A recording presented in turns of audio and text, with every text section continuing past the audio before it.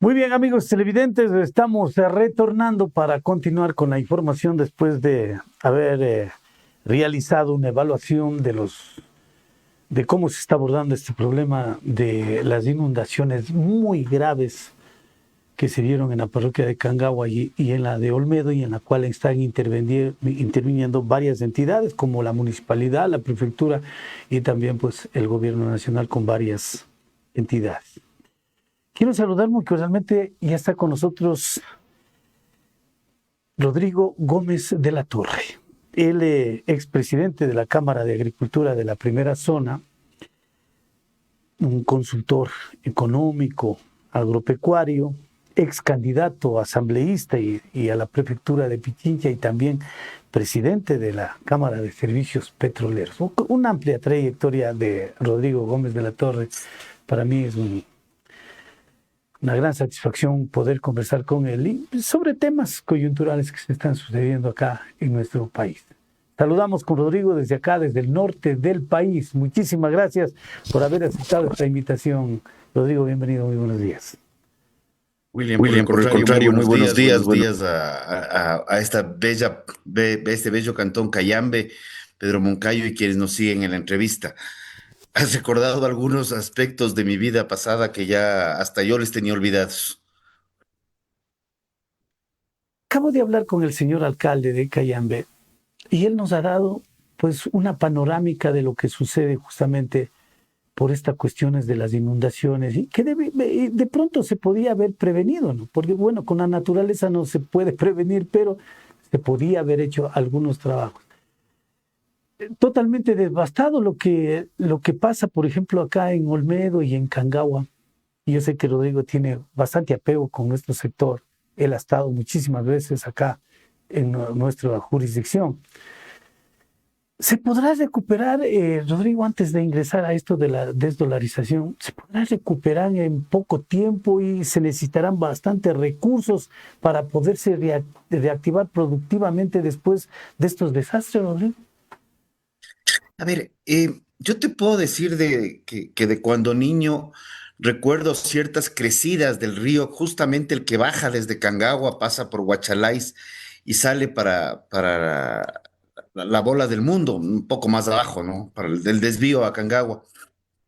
Y recuerdo que ese río, cada cierto número de años, sobrepasaba la vía, sobrepasaba inclusive los tapiales que estaban ahí y arrasaba con todo. Lo que estamos viendo en los últimos tiempos es que el clima se ha vuelto cada vez más extremo, ¿ya? Y lo que necesitamos hacer es estudiar qué ha pasado los últimos 20, 30 años. El INAMI tiene la información. No entiendo por qué no tenemos disponible esa información. Los municipios deberían poder pedirle, considerando que las condiciones de lluvias, y solamente para quedarme en Cayambe, de Cusubamba, de Cangagua o de Olmedo son distintas, ¿ya? Igual que de la misma cabecera cantonal, pero por lo menos tener una idea de cómo se han movido los picos lluviosos, los picos secos, para anticipar, y bien lo has mencionado, anticipar los problemas. Si ya sabemos que puede haber esto, eduquemos a la población qué es lo que hay que hacer, qué es lo que no hay que hacer, comenzando en donde todos somos responsables. No botar basura en las calles, no botar basura en las alcantarillas, porque se tapan y cuando caen las lluvias ya es muy tarde. Y regresamos al tema, era de haber hecho. Y el era de haber hecho ya es muy tarde. Pues no, tenemos que trabajar antes de que suceda. Cualquier dólar que se gaste en prevención, en educación preventiva, son muchos dólares que se ahorran en daños y en correcciones. Inquietud. Hay varios sectores en Olmedo y en Cangagua, Rodrigo, que usted conoce, que es sector florícola, y que se han perdido unas grandes cantidades de hectáreas del sector florícola. Ahora, lastimosamente, pues para recuperarse van a necesitar bastante ayuda, no solamente con donaciones, sino ayuda también, pero ¿cómo hacerlo si no hay recursos de pronto, Rodrigo? A ver, el gobierno no tiene recursos y no es un tema de este gobierno, del anterior o del anterior al anterior, y no va a ser un tema del próximo. El país requiere reformas estructurales en materia financiera. El Código Orgánico Monetario y Financiero, que nos lo aprobaron en el 2014, eh, tiene unas limitaciones para la que venga capital de riesgo al país, ¿ya? Entonces, todo capital de riesgo que podría llegar al Ecuador está grabado, se le carga el 5% de impuesto a la salida. Entonces, si tú consigues capital y en el mundo sí existe al 1, al medio, al 2%, de cajón ya le sube 5 más. Entonces, del 2 pasó al 7 y ya lo vuelve más caro. Adicionalmente, el Banco Ecuador o Banco Nacional de Fomento o la banca pública en Ecuador no tiene la normativa de ser una banca de desarrollo. Está estructurada como una banca cualquiera que es de propiedad del gobierno, ¿ya? Entonces, juega con las mismas reglas de lo que juega cualquier banco privado. Por eso es que cuando vemos los créditos de la banca privada y del Ban Ecuador, más o menos están por lo mismo, 1 o 2 puntos menos tal vez la banca de propiedad del Estado, de propiedad del gobierno. Cuando tuvimos el crédito de hasta $5,000 al 1% hasta 30 años plazo, nosotros teníamos un crédito al 16% real, 1% pagaba el beneficiario del crédito y 15% pagábamos los no beneficiarios, todo el resto de ecuatorianos por otros medios, porque era plata subsidiada por el gobierno, por el Ministerio de Economía y Finanzas. Entonces, poner las cosas claras, pensando en desarrollo, pensando en futuro, es el primer paso. Segundo, el riesgo país nuestro es pavoroso. Es realmente, ya estamos sobre los 1,500 puntos otra vez. Tuvimos unos días de 900, pero son días. Perú, con todos los problemas que ha tenido, y hace poco estuvimos visitando la provincia de Imbabura con inversionistas peruanos, ellos no han pasado de los 300 puntos. Eso les permite que la banca privada, sin impuestos a la salida de divisas o disparates por el estilo, pueda traer dinero para prestar a los privados a unas tasas de interés muy asequibles y muy viables, particularmente para el sector agropecuario, que es un sector que se ve, que es un sector de riesgo por estar dependiendo de estas inclemencias climáticas que en algo se pueden mitigar, pero no tenemos el total control. Pero para mantener esta economía acá en nuestro país más o menos balanceada, necesitamos mantener el dólar. Lastimosamente ya en la Asamblea Nacional se comenzó ya a hablar de la dolarización que parecía que se estaba olvidando, pero no, nuevamente ya está en el tema de debate, Rodrigo. A ver, parecería que hay algún grupo de políticos que andan pegándose el shanship todo el tiempo y cada que oyen dólares están pensando en ver cómo librarse del dólar. Es como que les estorbara. Que el dólar, cómo salir del dólar, cómo desdolarizar, que cómo salir del dólar sin morir en el intento, que el ecuadólar. Les encantan estos temas. ¿Por qué? Porque no les permiten la maquinita de hacer billetes. ¿Ya? ¿Qué es lo que el dólar le ha dado al Ecuador?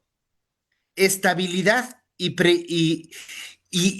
poder tener una circunstancia de saber que tu dólar de enero es tu dólar de diciembre. Para quienes ya tenemos unos años y nos acordamos de lo que era el sucre, ¿ya? Nosotros teníamos en la época del sucre, antes del dólar, que era nuestra moneda, era 2 incrementos salariales al año. Se subían los salarios para el mes de enero y se volvían a subir los salarios para el mes de julio. ¿Ya? Sin embargo, lo que tú podías comprar en enero, recién subidito el sueldo, era mucho menos de lo que tú podías comprar en diciembre. porque el valor de la moneda está en la confianza y en la capacidad de compra. Entonces, si se llegara a cambiar el dólar o retirar el dólar como moneda en el Ecuador, los más perjudicados serán los trabajadores, será la gente, tanto formal como incluso la gente informal, que no ha podido conseguir un empleo formal, porque el dólar que hacen al día, el dólar que hacen en la semana, ya no será la misma moneda que tengan o la misma capacidad de compra al final del mes. Recordemos que nosotros llegamos a inflaciones elevadas, no llegamos a hiperinflación, pero sí llegamos a inflaciones muy elevadas en el 99, en el 98 ya hablábamos de una inflación importante y son temas que no los hemos visto desde que se instauró el dólar como moneda oficial. Creo que ese es el mayor impacto sería para la previsibilidad a las inversiones, pero más que nada, el daño sería al consumidor final, que probablemente pueda recibir más número de billetes, pero pueda comprar cada vez menos con esos billetes. Pero no puede ser aplicable lo que se está motivando, por ejemplo, o lo que están explicando algunos asambleístas de la Revolución Ciudadana, por ejemplo, como Paola Cabezas, que dijo que puede ser una dolarización a lo nacional, o lo que decía también el candidato Arauz, que decía el ecuadólar. ¿No se puede realizar, no se puede aplicar esa modalidad? En algo positivo para los ecuatorianos y muy malo para los ciudadanos de Zimbabue. Zimbabue es un país en el África donde ya intentaron hacer el dólar de Zimbabue. A la vuelta de pocos meses, el dólar americano seguía siendo el dólar americano y el dólar de Zimbabue había perdido más de 100 veces su valor. O sea, ya se probó que con el uno comenzaron a emitir moneda y ese es parte del tema. Cuando que no hay cómo sostener, ya Zimbabue lo vivió y fue un fracaso total. Ya no es teoría, ya es algo que podemos poner ahora tan fácilmente, podemos ponerlo en Google, quienes ya les guste más la llamada inteligencia artificial, pueden poner en el chat GPT o en alguno de estos mecanismos de inteligencia artificial y ver qué pasó con el dólar de Zimbabue. El fracaso fue radical y la población es la que más perdió. Entonces, estos sueños de Shanxi, como yo les llamo, ya creo que deberíamos estar en otro nivel y ya con experiencias vividas. En otros países yo creo que ya los economistas deberían salir un poco de su metro cuadrado y comenzar a ver qué es lo que está pasando y les invito a los mismos economistas, al mismo economista Arauz, al mismo economista Borja, que revisen un poco estas páginas o estas experiencias nefastas de otros países donde ya esto se probó que no funciona. Ese es lo interesante. Ya está probado que no funciona. De los ciudadanos, de los televidentes que están en este momento en sintonía, en estos días también se ha comenzado a hablar de lo que decía el economista Arauz cuando era candidato de la Revolución Ciudadana y decía que se puede hacer ya los pagos electrónicos. ¿Es ventajoso o no? A ver, yo creo que aquí siempre ha habido la confusión desde la famosa billetera móvil. Recordaremos al señor Dusac, que hablaba de la billetera móvil y que terminó quebrando un banco y luego fugado del país. El tener una cuenta en dólares y tener una tarjeta que te permite pagar sobre tu cuenta, dólar sobre dólar, ¿ya? Eso es una cosa, es un método de pago. De ahí a que te emitan dólares sin respaldo y te digan, sobre esto pagamos, que puede llamarse dólar o ecuadólar o pueden ponerle algún nombre más rimbombante, así como se intentó hacer con una moneda regional para intercambio, que también se le utilizó de forma muy creativa el nombre Sucre, el Sistema Único de Compensación Regional, que para lo único que sirvió fue para vender y lavar dólares venezolanos, fue gravísimo. O sea, el Sucre fue un mecanismo de corrupción transnacional, pero corrupción al final del día. Entonces, este tipo de cosas hay que tenerles mucho cuidado. Que querían poner el dólar en la Constitución con una reforma, una reforma. Perfecto, pero hagamos completo el trabajo. Quitémosle al Banco Central la capacidad de emitir moneda, que ya no tendría razón de ser, porque sería el dólar norteamericano el que estaría en la Constitución. Entonces, el Banco Central le quitamos la capacidad de emitir moneda, de igual manera que se saquen la plata del gobierno autónomo descentralizado cantonal de Cayambe, o de Pedro Moncayo, o de Imbabura, o de Ibarra, o de Loja, o de Guayas, para poder sacar los recursos de la Reserva Monetaria del Banco Central y poder gastárselos, como ya pasó. Entonces, quitémosle al Banco Central la capacidad de emitir moneda. Quitémosle al Banco Central la capacidad de entregar plata que no es que no es de él, para comenzar, porque también es parte de la reserva monetaria de los bancos que es de los ecuatorianos. Y tercero, podemos hasta dejarle con el nombre si queremos, pero le limitamos a algo que hace espectacularmente bien, que son los informes económicos y análisis macro y microeconómicos que nos entrega mes a mes. Eso creo que es fundamental. Entonces, no es solamente poner la palabrita dólar en la Constitución, es hacer el trabajo completo, porque lo otro puede ser nuevamente una cortina de humo para tratar de marearnos, y luego, mientras unos están viendo los fuegos artificiales que pasan en el cielo, otros están moviéndose por el suelo, entre el humo, sacándonos la plata de los bolsillos. Ya esta entrevista muy orientadora a propósito con Rodrigo Gómez de la Torre. Yo me quiero ir a nuestra jurisdicción, que es un sector florícola. Para nadie, para nadie es desconocido. Y es que en el supuesto caso se sigue insistiendo en la desdolarización, ¿qué le pasaría a este sector? A ver, primeramente, las flores del Ecuador tienen condiciones y características únicas por muchas razones, incluyendo algo que es innovación en variedades. El Ecuador, y en su gran mayoría la zona de Cayambe, Pedro Moncayo, producen flores de una variedad única que se renueva permanentemente. Eso probablemente va a seguir pasando, ¿ya? ¿Quiénes van a ser los más perjudicados? Los trabajadores y todos los vinculados al negocio de las flores. Cuando estábamos en Sucres, recuerdo haber ido a comprar un juego de llantas, pero coticé, no es que uno a veces le sobra la plata, uno cotiza para ver dónde está más barato, qué es lo que le conviene más. Coticé las llantas a las 9, 10 de la mañana, habrá sido, y en la tarde ya me habían cambiado el precio. Eso es inflación, es la falta de estabilidad en la moneda, ¿ya? Ratifico, el sector de Cayambe, los más perjudicados serán probablemente los trabajadores, los comerciantes, la gente que hace el día a día en los cantones vecinos.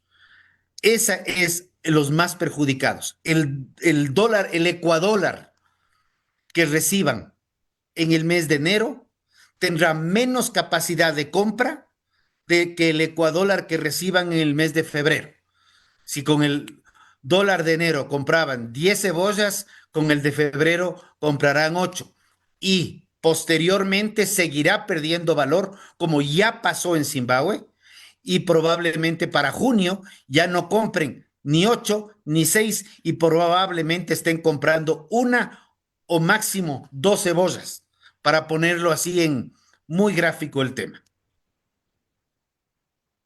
El buen entendedor, sencillamente subirán los precios, se inflarán los precios a una altura inimaginable, Rodrigo. Pero no es solamente la subida de precios, es que tendrás muchos billetitos o muchos sistemas electrónicos de ecuadólares que ya no podrán comprar lo que antes compraban.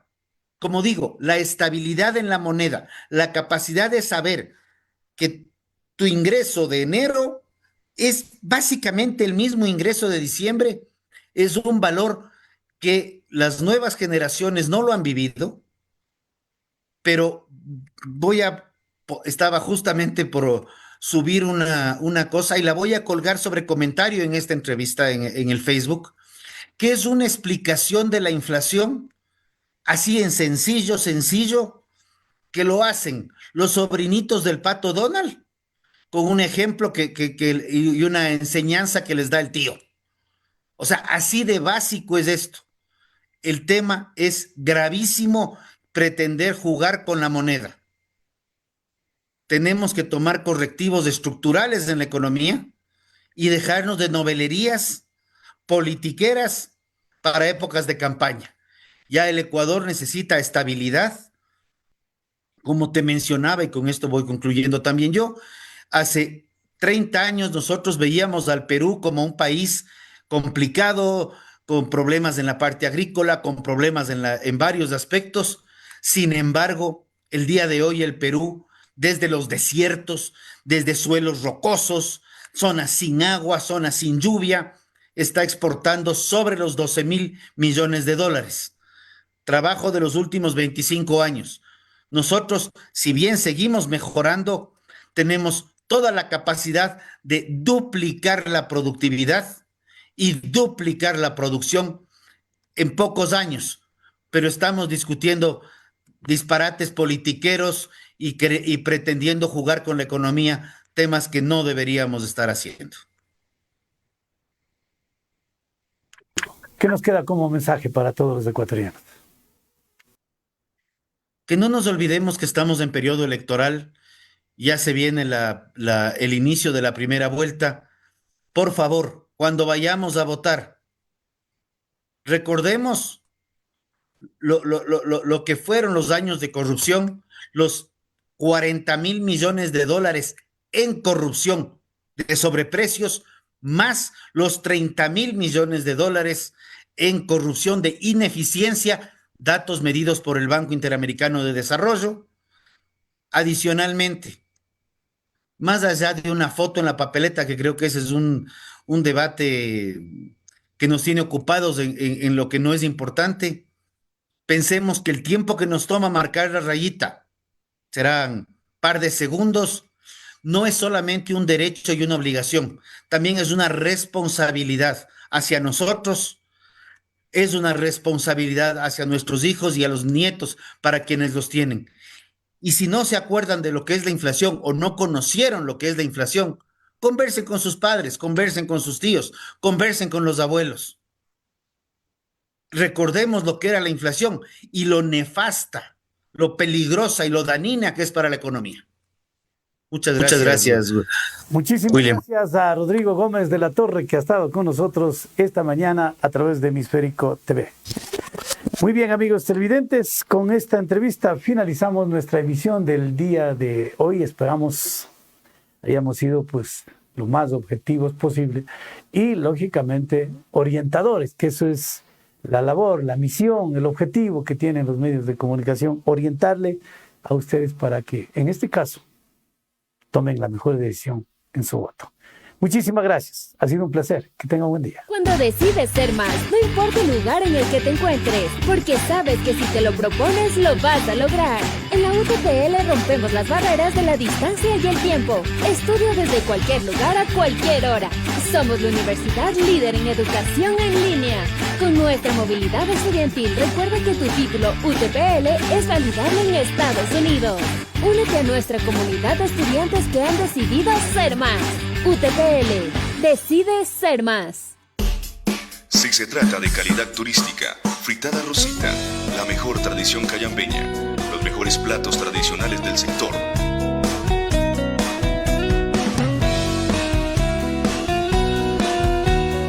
Somos Somos experiencia en la mejor comida y el mejor sabor.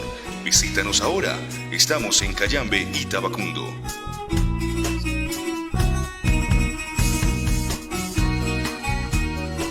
Papá, ¿puedo poner un puesto de limonada en el jardín? Claro, que te ayude tu abuelo. Vamos.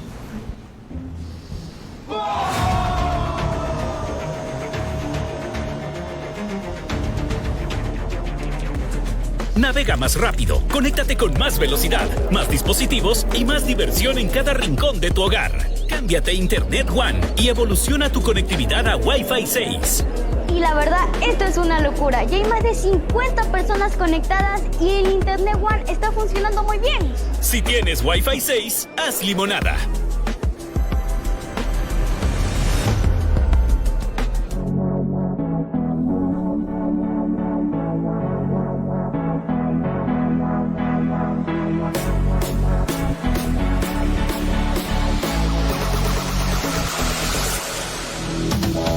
David Gym, el gimnasio líder en Cayambe, ambiente motivador y seguro para alcanzar tus metas de bienestar y salud. Descubre cómo lograr tu mejor versión física con nosotros. Estamos ubicados en Cayambe, en la avenida Córdoba Galarza y Juan Montalvo, esquina, o llámanos al contacto 0987 540248. Síguenos en todas nuestras plataformas digitales como David Gym.